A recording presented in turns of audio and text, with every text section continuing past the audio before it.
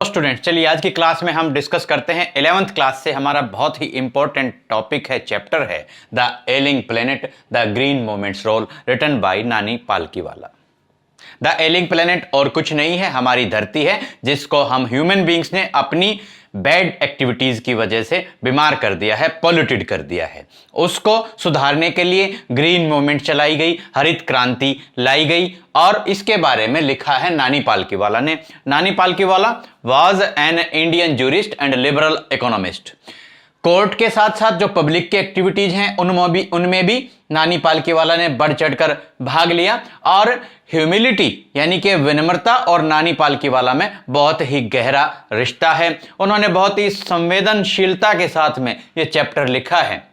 आप लोग भी स्टूडेंट्स हैं, आप लोग भी ये अपनी रिस्पॉन्सिबिलिटी, जिम्मेदारी समझकर मानकर चलिए कि जो हमारी अर्थ है, इसका जो एटमॉस्फेयर है, इसके ऊपर पोल्यूशन ना बढ़े और हमारी जो अब प्रेजेंट हमारी जनरेशन है उसकी क्या जिम्मेदारी बनती है कि हम अर्थ को बिल्कुल सेफली, सुरक्षित तरीके से अपनी जो फ्यूचर जनरेशन्स हैं उनको दे पाएं, ताकि जो रिसोर्सेज हैं, नेचुरल रिसोर्सेज हैं, उनको फ्यूचर जनरेशन्स भी एंजॉय कर सकें। चलिए पॉइंट वाइज हम डिस्कस करते हैं। सबसे पहले आता है व्हाट इज ग्रीन मूवमेंट। हरित क्रांति के बारे में आप लोगों को बतलाते हैं। This was a movement and it was started, जब ये चैप्टर लिखा गया, स्टार्टेड 37 ईयर्स एगो, तो 37 साल पहले हरित क्रांति जो है शुरू की गई थी।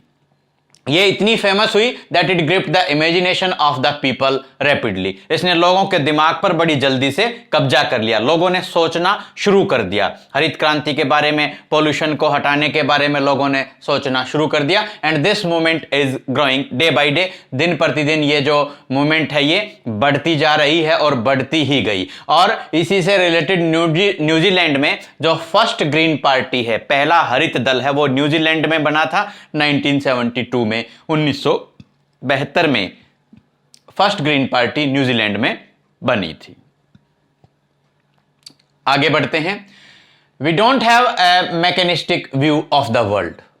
हमारे पास जो है वर्ल्ड की मैकेनिस्टिक व्यू नहीं होनी चाहिए, यंत्रवत जो दृश्य है, जो नजरिया है, वो हमें नहीं रखना है। We must have holistic and ecological view of the world. हमें संसार का जो समग्र और पारिस्थितिक जो नजरिया है वो रखने की जरूरत है।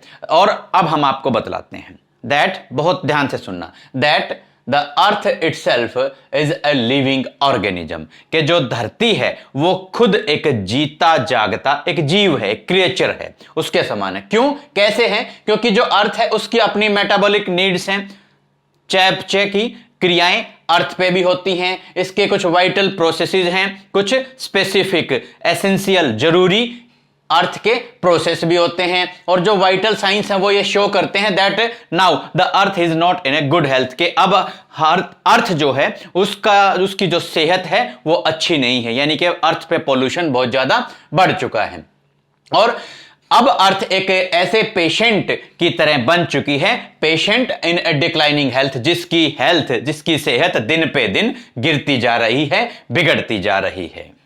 और यहां पर इस सब के लिए जिम्मेदार कौन है? ह्यूमन बीइंग्स हैं, मनुष्य हैं। क्योंकि लुसाका जाम्बिया का हमने एक एग्जाम्पल दिया है। लुसाका जाम्बिया में एक जू है, उस जू में एक केज है और वो केज बिल्कुल खाली है, उसमें एक मिरर है और उस केज के बाहर लिखा हुआ है वर्ल्ड्स मोस्ट डेंजरस एनिमल, के संसार का सबसे खतरनाक प्राणी। जब पिंजरे में कोई नहीं है तो सबसे खतरनाक प्राणी कौन है? इसका मतलब यह है जो भी आदमी, जो भी व्यक्ति उस केज के सामने जाता है, उस मिरर में अपनी इमेज देखता है, मतलब ह्यूमन बीइंग, यानी कि human beings are the most dangerous animals of this world. इस संसार के सबसे खतरनाक जो जीव हैं, जो प्राणी है, वो ह्यूमन बीइंग्स हैं, मनुष्य हैं। ये लुसाका जाम्बिया के जू वाले एग्जाम्पल से प्रूव हो जाता है। अब हमने आप लोगों को बताया और इसके साथ में अब हमारी रिस्पॉन्सिबिलिटी बनती है। देखिए क्या होता है, we are the good stewards of the planet. Good stewards यानी कि हम इस धरती के सबसे अच्छे मैनेजर हैं, प्रबंधक हैं। ये हमने कुछ करके दिखाया। जब हमने ग्रीन मूवमेंट के रोल को समझा तब ये बात प्रूव होती है। We realized our moral obligation, हमने अपनी नैतिक जिम्मेदारी को समझा। We realize to leave this planet as our legacy to the future generations, यानी कि हमने समझा कि ये धरती केवल हमारे लिए नहीं है, ये हमारी फ्यूचर जनरेशंस की विरासत है, उनसे हमने बोरो की है, उधार ली है। And we are the responsible trustees, और हम इस धरती के लिए रिस्पॉन्सिबल जिम्मेदार ट्रस्टीज हैं। जैसे ट्रस्ट के को संभालने वाले मैनेजर होते हैं, प्रबंधक होते हैं, वैसे ही हम हैं। And we should leave it in a good health, और हमें धरती की हेल्थ का ध्यान रखना चाहिए, यानी कि इसके ऊपर पोल्यूशन ना बढ़े, गंदगी ना बढ़े और इसके नेचुरल रिसोर्सेज खत्म ना हो, इस बात का हमें ध्यान रखने की जरूरत है। उसके बाद में आता है the concept of sustainable development. लगातार जो उन्नति का जो सिद्धांत है, जो ज्यादातर पॉपुलर हुआ 1987 में, 1987 में ये बहुत पॉपुलर हुआ, the concept of sustainable development. और क्या है कि man has done great harm, इस अर्थ को सबसे ज्यादा नुकसान जो पहुंचाया है वो आदमी ने, ह्यूमन बीइंग्स ने पहुंचाया है। और जो आदमी है, ह्यूमन बीइंग्स है, उन्होंने क्या किया है, the man has proved to be the most dangerous animal. ये लुसाका जाम्बिया का हमने एग्जाम्पल दिया था कि जो मनुष्य हैं, ह्यूमन बीइंग्स हैं, वो इस धरती पे सबसे खतरनाक प्राणी बनकर उभरे हैं।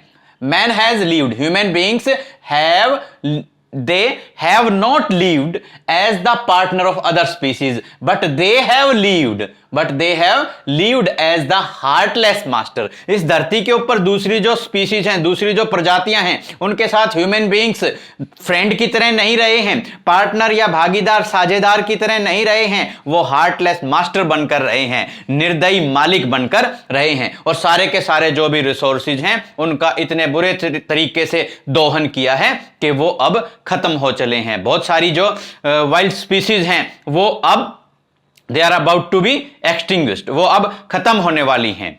तो इस बात का यहां पर वर्णन किया गया है। इसी के साथ में अब हम बात करते हैं कि पॉपुलेशन ग्रोथ की। देखिए पॉपुलेशन ग्रोथ किस किस प्रकार से हुई है। अब इतनी ज्यादा पॉपुलेशन ग्रोथ हो चुकी है कि जो हमारा फ्यूचर है, फ्यूचर जो जनरेशंस हैं, यानी कि जो हमारी पॉपुलेशन है, उनका जो फ्यूचर है, भविष्य है, दैट इज एंडेंजर्ड, वो खतरे में पड़ चुका है। एक बहुत बड़ा फिगर है, अराउंड 1800 जो पॉपुलेशन है वो जो बतलाई गई है वो क्या था, it took million year to reach the first billion, यानी कि पहले बिलियन तक पहुंचने में 1 मिलियन साल लगे। 1 मिलियन मतलब 10 लाख, 1 मिलियन मतलब 10 लाख, और 1 बिलियन मतलब 1000 मिलियन। यानी कि अब आप ये फिगर देख लीजिए, 1 बिलियन मीन्स 1000 मिलियन, और 1 million means 10 lakh, 10 lakh. 1 million का मतलब 10 लाख होता है। और इन 1900 सेकंड बिलियन बन गया, यानी कि 1800 में केवल आपका 1 बिलियन पॉपुलेशन थी।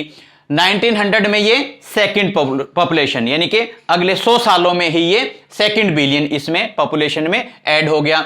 20th सेंचुरी की बात करें तो 3.7 बिलियन जो है वर्ल्ड पॉपुलेशन हो गई। अब जो वर्ल्ड की पॉपुलेशन, प्रेजेंट पॉपुलेशन है वो 6 बिलियन है, और ऐसे हालात हैं कि इंडिया की जो अकेले की पॉपुलेशन है that is more than 1000 million, that is more than 1000 million. और वर्ल्ड की जो पॉपुलेशन है, बड़ा हैरान करने वाला एक फैक्ट है कि विद इन 4 डेज ये 1 मिलियन बढ़ जाती है। 4 दिन के अंदर वर्ल्ड की पॉपुलेशन 1 मिलियन यानी कि 10 लाख बढ़ जाती है। ये आपके सामने एक फैक्ट हमने रखा है। इसके बाद में हम बात करते हैं प्रिंसिपल बायोलॉजिकल सिस्टम्स की। प्रिंसिपल बायोलॉजिकल सिस्टम्स क्या कहते हैं कि 4 biological system, there are 4 biological systems which have been mentioned in this chapter. इस चैप्टर में उनका वर्णन किया गया है। फर्स्ट हो गया fisheries, forest, grassland, cropland. Fisheries मत्स्य पालन, फॉरेस्ट जंगल, ग्रासलैंड हरे भरे घास के मैदान, और क्रॉपलैंड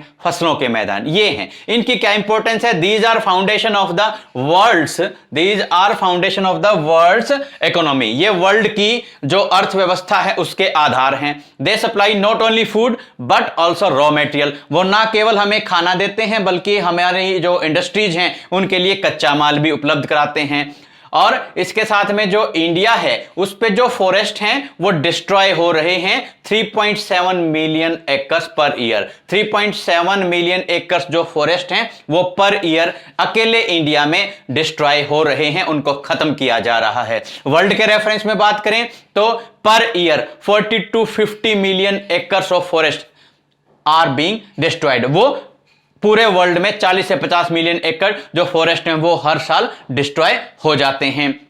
ग्रासलैंड हैं, they are changing into wasteland. जो हरे भरे घास के मैदान हैं वो बंजर भूमि में बदल रहे हैं। क्रॉपलैंड्स हैव बीन डेटेरियोरेटेड, और जो फसल के योग्य भूमि है वो बर्बाद हो चुकी है। जो डंग है उसको नेचुरल फर्टिलाइजर, एक हम फर्टिलाइजर के तौर पर, खाद के तौर पर यूज कर सकते हैं, बट वो भी हमारी सॉइल को, हमारी मृदा को, हमारी मिट्टी को नहीं मिल पाता, क्योंकि उसके लिए हम क्या कर लेते हैं कि ये जो डंग है उपले वगैरह बनाकर उसको कुकिंग के लिए ज्यादातर यूज कर लिया जाता है। अब क्या होता है, देखिए थोड़ा सा हम ध्यान रखते हैं, इकोलॉजिकल बैलेंस और इम्बैलेंस की बात करते हैं कि more demand, there is too much demand, बहुत ज्यादा, इतनी ज्यादा डिमांड बढ़ चुकी है कि जो फिशरीज और फॉरेस्ट हैं दीज आर डिसअपियरिंग। जंगल भी, वन भी डिसअपियर हो रहे हैं, और जो फिशरीज हैं,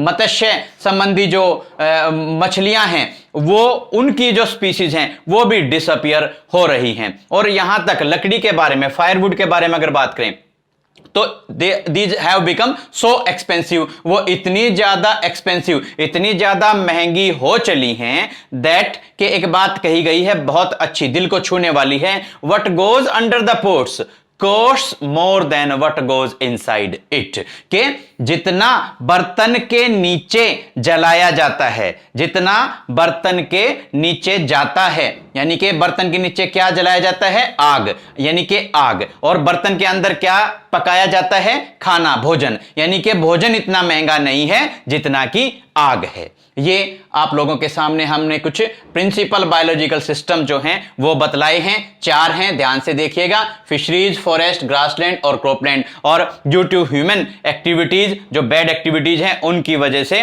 उनको बहुत ज्यादा नुकसान, हार्म, इंजरी हो रही है। अब बात करते हैं हम अपने डेवलपमेंट की, कि development is impossible if the population is increasing. अगर पॉपुलेशन ज्यादा से ज्यादा बढ़ती जा रही है, आप किसी उन्नति की अपेक्षा ही मत कीजिए। अब क्या कहता है, एक हमारी जनरल व्यू होती है, आम लोग जो सोचते हैं, ज्यादातर इलिटरेसी है हमारे इंडिया में, तो इलिटरेट पीपल की एक व्यू होती है, क्या वो सोच होती है, नजरिया होता है, more children and more work, कि ज्यादा बच्चे होंगे ज्यादा काम करेंगे, एंड मोर इनकम, ज्यादा कमाई होगी, ऐसा सोचा जाता है। But more children doesn't mean more work. ज्यादा बच्चे पैदा करने का मतलब यह नहीं है कि आप ज्यादा काम कर पाएंगे, ज्यादा पैसे कमा पाएंगे। It means more people without work. इसका मतलब है ज्यादा लोगों का बेरोजगार होना।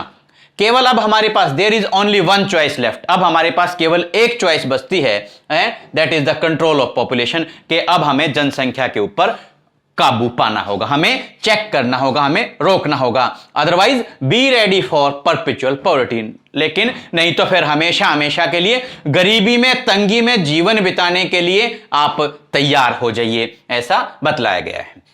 अब क्या है, human being should not be treated as cattles and sterilized compulsorily. Compulsorily तो जरूरी आप मानकर, भाई कैटल्स ह्यूमन बीइंग्स हैं, वो पशु नहीं हैं कि उनके साथ आप जबरदस्ती कर दें, उनको स्टेरलाइज कर दें कि वो इस लायक हो जाएं कि भाई वो जनसंख्या को ना बढ़ा पाएं, तो ऐसा उनके साथ हमें नहीं करना है। कंपल्सरीली हमें ऐसा नहीं करना है, कंपल्सन नहीं डालनी है, हमें मैंडेटरी तरीके से उनके साथ ऐसा नहीं करना है। इस तरीके से हम पॉपुलेशन ग्रोथ को नहीं रोक सकते। People should adopt family planning, लोगों को समझाया जाना पड़ेगा, लोगों को जागरूक करना पड़ेगा, तभी वो फैमिली प्लानिंग अपनाएंगे और पॉपुलेशन ग्रोथ को रोक पाएंगे।